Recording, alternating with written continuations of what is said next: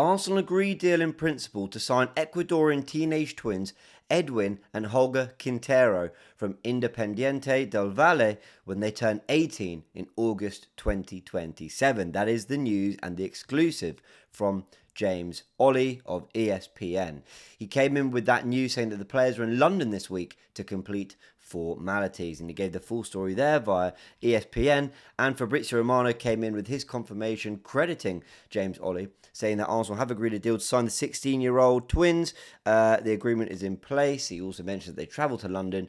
The deal is valid from when they turn 18 in 2027, as James Ollie reports. So they're 16 years old now. They turned 18 in 2027, so we're probably a year and a half away from seeing them actually at the club in some capacity. But these are two of the most hyped youngsters that, and I'll tell you now, had I heard of them before all this news broke out? I hadn't. It's been a while since I've been really kind of keeping a close eye on the development of young players in football. Who are the wonder kids that people are talking about? But as they always say, there's always a Ben Mattinson tweet, and he has been speaking about these players as you'd expect him to. Ben Mattinson had the podcast with me back in the summer. He's now doing amazing work at professional football club level. That's how good his scouting and insight on players is. So I take his opinion very, very seriously. Let's talk about these two youngsters who we could just very quickly tell you. Edwin Quintero is a left footer.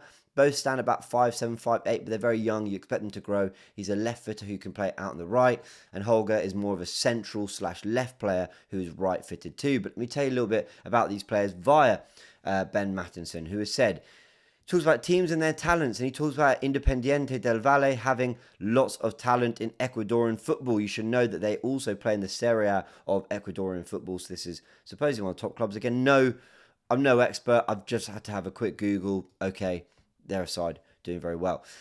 He says Ecuador is a nation on the rise in football, and IDV are at the heart of their increasing talent production. So that's Independiente del Valle.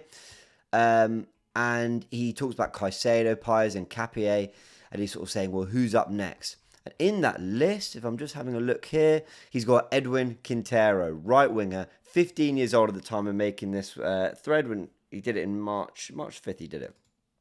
So he says the left-footed of the Quintero twins, and tends to play right wing, but can play as a 10 too.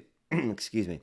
Edwin is so skillful and constantly uses flair to fool defenders and make smart passes. He has the ability to run games and create something out of nothing. His quick feet and delayed touches deceive players, but he also has the vision to pick out runners. On Holger, the twin brother, he says that he's a skillful attacking midfielder with 1v1 prowess to take on players and a winger-like slight build. And actually, the two of them look quite slight. I've watched some clips of them, and I'll give you my thoughts on them in a sec. But yeah, they're both quite slight. They're not sort of super powerful in their body frame. They're more the kind of Dembele type. Ousmane Dembele type build in terms of, I think he's quite a bit taller, but they're that kind of shape, I think. But obviously, they're going to grow. They're very young. On the ball, he has excellent vision to see the whole game and spray passes. From wide areas, he has excellent weight of passing crosses. Holger Quintero is a decisive creator with a killer final ball. Yeah, I mean, crazy stuff. There's always a Ben Mattinson tweet. Congrats to him for all the amazing work he's doing. There is a really good, I think it's a TikTok, if you go to @Kish_P14, where he's given some insights saying that they're the most talented set of twins in football, believes that they can go to the very, very, very top. But others have been speaking as well. George, obviously you know George from the Cannon podcast, has said that there's a lot of street footballing talent in these boys, incredible invention, spontaneity, and fun in their solutions to take 1v1 take-ons. Really impressive power in carries over large distances. As they grow, you would like them to focus on dealing with contact and centre of gravity. So there you go. I mean, the very best to speak on players and youngsters developing in the game have all been tweeting about these players, not just as we've signed them, but before as well. Now, look, you do some research, and there is major, major, major hype around these youngsters.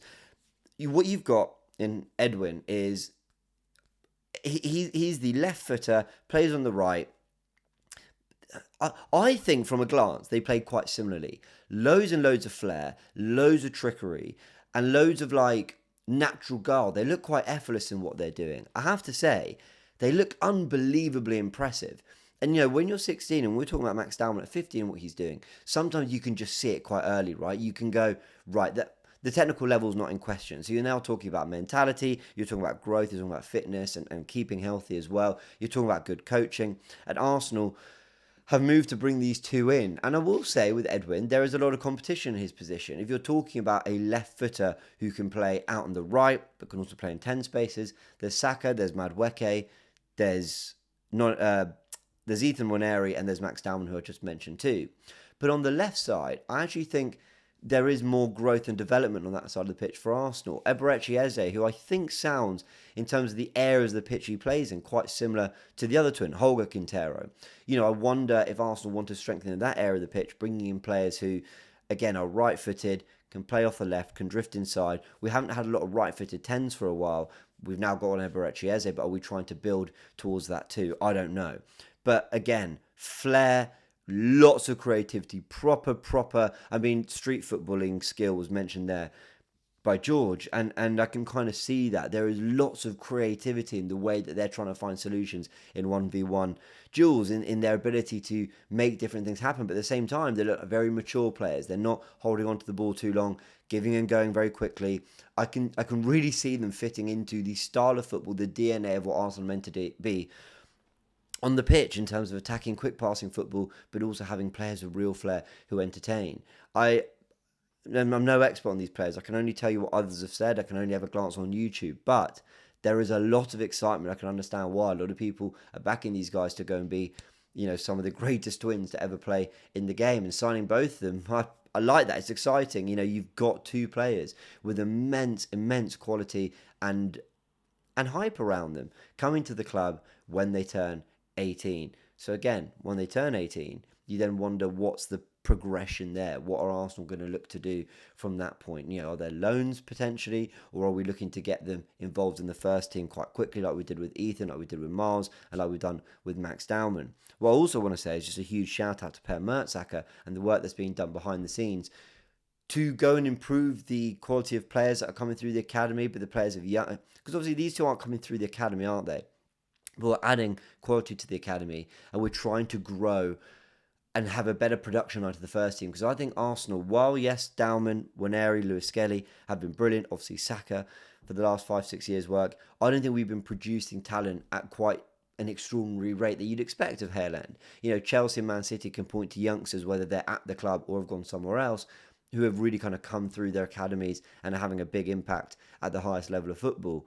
By highest level, I mean Premier League or whatever. And I wonder whether Arsenal are looking to just really stack up the academy a little bit more. And these two young twins could definitely play a part with that. George mentions that there's others that are worth talking about. So Lan on Twitter, Lan AFC, says these guys are electric. Having these two maxed down at the same time, at the same age, wow, he says. George replies with Kieran, and Nduka as well. I'm no expert on these guys. Someone asked who is Nduka, and Lan replied he's a very promising central midfielder, 15 years old. There was someone else who broke Max Dowman broke a record for the youngest player playing at a certain age bracket, and someone else came in and broke that at the age of 13, the other day. So, yeah, there's a real wealth of talent at Arsenal right now.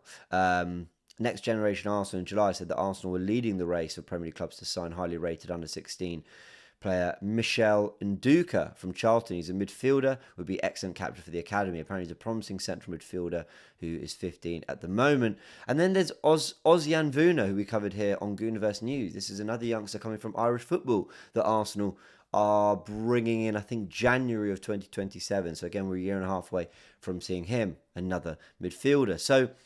So much quality. Marley Salmon as well, barely mentioned him. So many top youngsters at Arsenal.